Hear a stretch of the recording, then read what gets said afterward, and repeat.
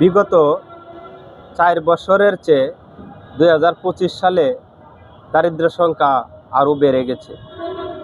বিশ্ব ব্যাংকের প্রতিবেদনে জানা গেছে যে 2025 সালে বাংলাদেশের দরিদ্র জনসংখ্যার পরিমাণ 3,60,00,000।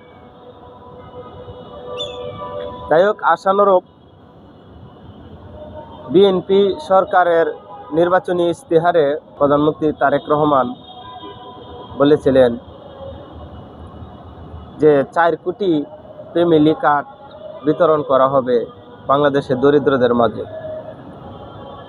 তাহলে 3,60,00,000 দরিদ্র এবং ফ্যামিলি কার্ড হলো 4 কোটি, মানে অবশ্যই অনেক বেশি পরিমাণ ফ্যামিলি কার্ড বরাদ্দ করা হয়েছে।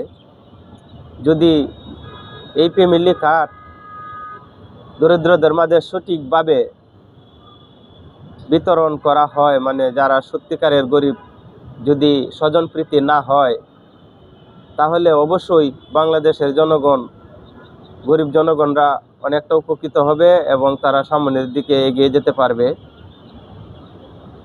আর ওই ফ্যামিলি কার্ডের দেওয়ার পরিমাণ হলো, প্রাপ্যের পরিমাণ হলো প্রতি মাসে 2,500 টাকা অথবা সম পরিমাণ পণ্য। যাই হোক, এভাবে দেশের অগ্রগতি, অর্থনীতি উন্নতি করা সম্ভব নয়, এতে দেশের সরকারের ভর্তুকি দিতে হয়।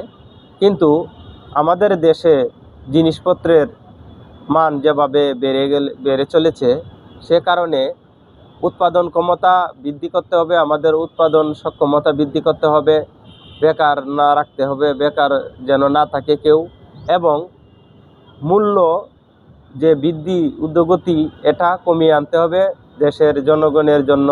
এবং সিন্ডিকেট, বিভিন্ন ধরনের সিন্ডিকেট, যারা অসাধু ব্যবসায়ীরা বিভিন্ন ধরনের সিন্ডিকেটের মাধ্যমে নিত্যপণ্যের দাম বাড়িয়ে দেয়, ব্যবহার্য জিনিসের পরিমাণ দাম বাড়িয়ে দেয়, এগুলা থেকে বিরত রাখতে হবে। সরকারের এই পদক্ষেপটাও নিতে হবে। আমি আহ্বান করছি জনসাধারণ এবং সরকারের প্রতি, প্রশাসনের প্রতি, যেন তারা এই বিষয়গুলা কঠোরভাবে হস্তক্ষেপ করেন। আল্লাহ হাফেজ।